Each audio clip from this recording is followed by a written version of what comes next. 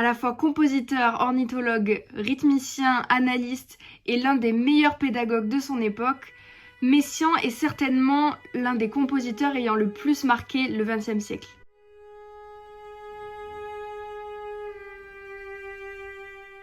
Ce dernier naît en 1908 à Avignon d'un père secrétaire d'une publication littéraire et d'une mère poétesse. Ses parents sont tous les deux très croyants, il baignera donc très rapidement dans la religion chrétienne. En 1914, son père est mobilisé comme soldat à la guerre et donc Messiaen passera l'intégralité de son enfance avec sa mère, sa grand-mère et son frère à Grenoble. C'est pendant ce temps qu'il apprendra le piano et il compose à 9 ans sa première pièce qu'il appellera La Dame de Chalotte. Depuis sa plus tendre enfance et sûrement jusqu'à la fin de sa vie, Messiaen fut un très grand admirateur de Debussy. En 1920, il consent à entrer au Conservatoire de Paris et s'oriente directement vers la classe d'orgue, mais aussi la classe de percussion, ce qui anticipe très certainement sa future démarche compositionnelle. En 1917, il rencontre Marcel Dupré qui dira de lui « Il n'avait jamais vu une console d'orgue. Après 1 heure d'explication et de démonstration, je lui donne à travailler la fantaisie en ut mineur de Bach. 8 jours plus tard, il revient et la joue par cœur, impeccablement. Fait inouï. » Marcel Dupré voue donc à son élève une admiration totale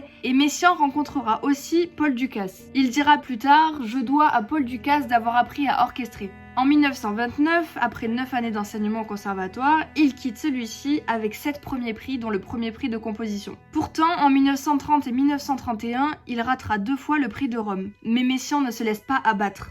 Il a un goût irrépressible de l'indépendance. Il commence à regrouper plusieurs centres d'intérêt, comme le Moyen-Âge chrétien.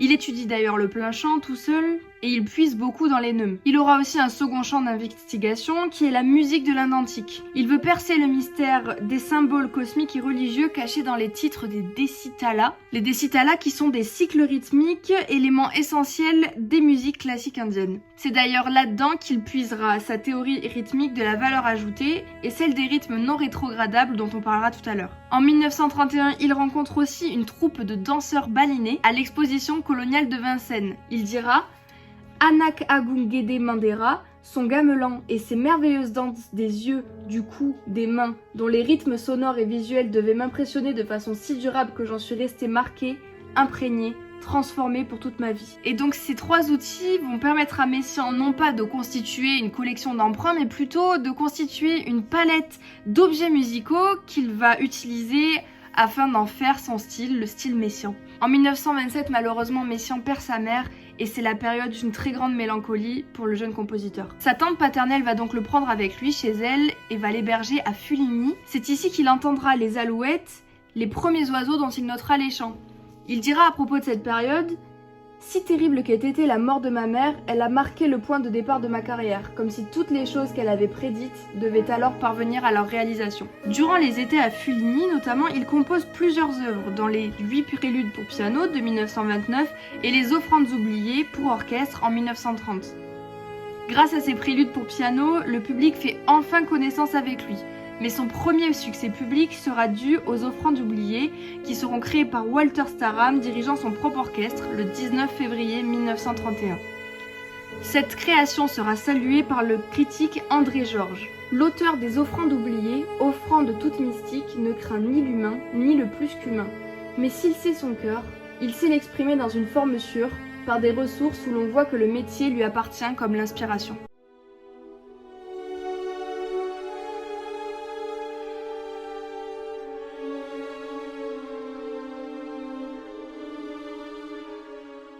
La même année, il postulera au remplacement de Charles Keff à l'orgue de la Trinité et deviendra son plus jeune organiste titulaire à seulement 22 ans. En 1932, Messiaen commence la composition de ses 4 méditations symphoniques qu'il appellera l'Ascension, dont la création le 9 février 1935 apportera un très bel enthousiasme. C'est d'ailleurs une très belle année pour Messiaen puisque la même année, il épousera la violoniste Claire Delbo, violoniste formée à la Schola Cantorum. À ce moment-là, et durant peut-être toute sa vie, Messiaen garde un appétit insatiable de découverte musicale, nourrissant constamment sa créativité. Une citation notamment l'illustre beaucoup, c'est quand il écrit à Jolivet « Monsieur, vous écrivez la musique que je voudrais écrire, pouvons-nous nous rencontrer ?» Et c'est ainsi qu'il entrera avec Jolivet au comité de lecture d'une nouvelle société de concert qui s'appellera La Spirale, fondée par Georges Migot. À Grenoble, durant l'été 1935, Messiaen compose un cycle d'orgue qu'il nommera La Nativité du Seigneur, créé le 27 février 1936. Messiaen en rédige une notice qui sonne d'ailleurs comme un manifeste esthétique. L'émotion, la sincérité de l'œuvre musicale, être au service des dogmes de l'Église catholique. Cette œuvre est reçue comme son premier chef-d'œuvre. Et début 1936, Yves Baudrier, jeune compositeur autodidacte, ayant découvert les offrandes oubliées, pressent l'émergence d'un mouvement spiritualiste. C'est ainsi qu'un soir de concert, il fait connaissance avec Messiaen, Jolivet et Daniel Le Sur. Il raconte à ce propos: tout de suite, l'accord fut complet. Notre objet n'était pas de fonder un groupe esthétique, mais de réunir des compositeurs se réclamant d'une même éthique. Et c'est ainsi que le groupe Jeune France est né. Baudrier en rédige le manifeste. Les conditions de vie devenant de plus en plus dures, mécaniques et impersonnelles, les tendances de ce groupement seront diverses. Elles s'uniront pour susciter et proposer une musique vivante dans un élan de sincérité, de générosité et de conscience artistique. On décèle dans ce groupe une double influence. D'abord le renouveau intellectuel catholique dont témoigne la présence de Georges Duhamel et François Mauriac au comité de haut patronage, mais aussi une certaine résurgence du romantisme. Le groupe Jeune France est dès le départ très ambitieux, mais malheureusement manque très vite de moyens. En 1934, Messiaen mène de front une classe de déchiffrage à l'école normale et celle d'improvisation à l'orgue de la Schola Cantorum. 2 ans plus tard, en 1936, il s'installe à Petit-Chez avec sa femme et travaille au texte et à la musique du cycle vocal des Poèmes pour Mi, une œuvre portant le surnom de sa femme. Ces poèmes révèlent son douloureux affrontement entre un idéal d'amour mystique chrétien et la consommation de l'amour conjugal pressentant une dissolution inéluctable. D'abord conçu pour voix et piano, il va vite réaliser une orchestration de cette pièce. 1 an après, le 14 juillet 1937, c'est la naissance de leur fils Pascal. En 1939, la France déclenche la guerre à l'Allemagne. Messiaen reçoit alors son ordre de mobilisation et part au front. Lors des aubes, là-bas, il écoutera l'éveil des oiseaux, qui lui inspire une ébauche pour flûte, célesta, xylophone et piano. Germe d'un mouvement du quatuor pour la fin du temps. En 1940, il est fait prisonnier de guerre dans un camp militaire avec Étienne Pasquier, célèbre violoncelliste. Il rencontre Henri Akocka, à qui il compose des mélodies pour clarinette. Plus tard, il sera transféré en Silésie au Stalag, ancien camp des jeunesses hitlériennes, où naîtra l'idée du quatuor pour la fin du temps. Il réussit miraculeusement à convaincre les gardes du camp de faire une création de son œuvre dans le camp, et ça sera le cas le 15 janvier 1941. Pour présenter son œuvre, il dira « Je leur ai dit d'abord, aux soldats, que ce quatuor était pour la fin du temps, c'est-à-dire pour le commencement de l'éternité, et ceci en m'appuyant sur le magnifique texte de l'Apocalypse. »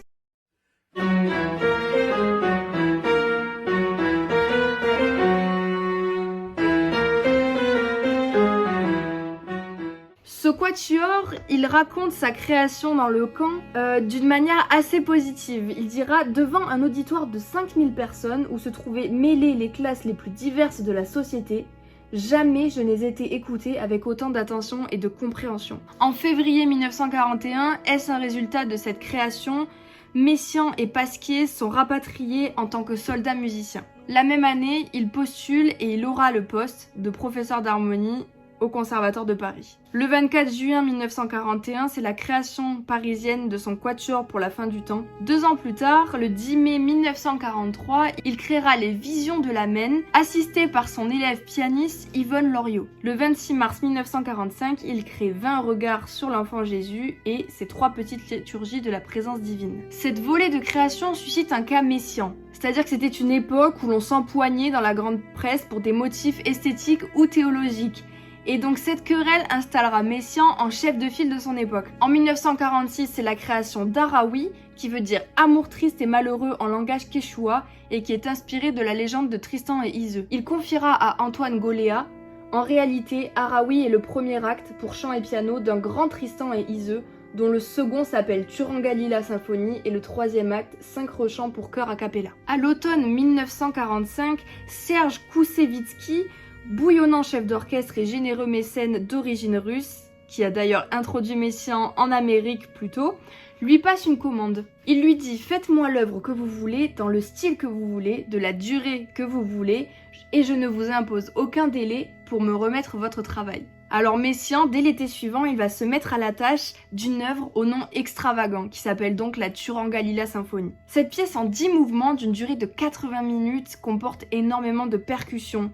On la considérera même comme le summum de son écriture polymodale. Sa création est absolument triomphale le 2 décembre à Boston, puis à Paris le 25 juillet 1950. Malheureusement, elle déclenche une nouvelle polémique. Poulenc trouve la musique atroce, tandis que Boulez, après avoir déjà qualifié les 3 petites liturgies de musique de bordel, dit vomir en écoutant cette nouvelle œuvre. Au-delà de toutes ces œuvres, Messiaen était aussi un très grand pédagogue. Georges Benjamin se souvient: il faut imaginer Messiaen assis à son piano de telle façon que nous étions toujours entourés de sons. Son enseignement est centré sur l'étude de chefs-d'œuvre selon une hiérarchie quasi immuable. Stravinsky, opéra de Mozart, la tétralogie de Wagner, Péléas et tout Debussy. Mais aussi les rythmes de l'Inde antique, plein chant, musique balinaise et japonaise et chant d'oiseaux. Griset-Louvier exprime quant à lui l'approche universaliste de son maître. Il plaçait de nouveau la musique à la confluence d'un nouveau quadrivium, au centre d'une constellation des arts et des sciences de la connaissance, mathématiques, physique, cosmologie, acoustique humaine et animale, mais aussi la poésie, la philosophie, la théorie du mouvement, de la couleur. Boulez, lui aussi, va dire « Il nous faisait également participer à l'évolution de sa propre pensée. Il le considérera comme un extraordinaire éveilleur de talent et qui révèle les élèves à eux-mêmes. » Cependant, Messiaen était aussi considéré comme le prophète d'une écologie musicale. Pour Messiaen, une musique préexiste à toute musique humaine et lui survivra, les chants d'oiseaux. Ils deviendront un matériau exclusif de ses œuvres très rapidement dans les années 50. Il trouvera notamment refuge dans les chants d'oiseaux quand il apprendra malheureusement que sa femme est malade d'une atrophie cérébrale. Où que ce soit, les oiseaux me revigorent. Plus encore, quelle que soit ma fatigue, j'entends un chant d'oiseau et je suis immédiatement ressuscité. Au printemps 1952, Messiaen lit un livre. Pourquoi les oiseaux chantent, et son auteur, ornithologue Jacques Delamain, lui sert de guide. Messiaen procède chez lui à ses premières notations systématiques de chants d'oiseaux, épaulé par les conseils de son hôte qui l'aide à les identifier. Désormais, il en est convaincu, la musique en son double aspect de message, de communication et de silence, de joie artistique, est certainement sortie du chant des oiseaux. Fruit d'une commande d'Heinrich Strobel, Le Réveil des oiseaux est la première œuvre strictement écologique de l'histoire de la musique. Elle est créée en 1953. 39 oiseaux de France sont convoqués, dont 2 solistes. Il suggère au futur interprète sur la partition « Je lui recommande quelques promenades en forêt, au printemps, surtout de bonne heure le matin pour prendre connaissance de ces modèles. »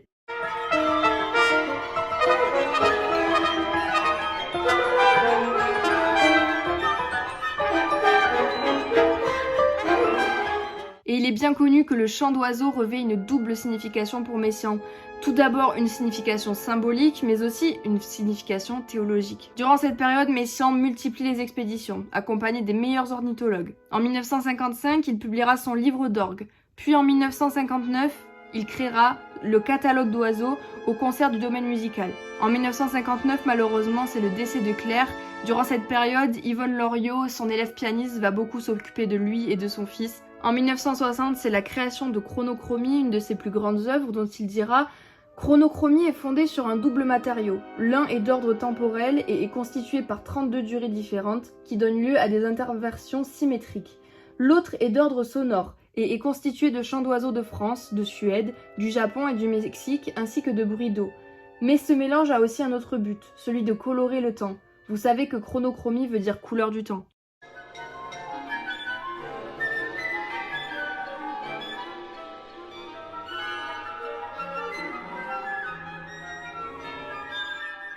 En 1961, il finit par se marier avec Yvonne Loriot et ils feront leur voyage de noces à Tokyo.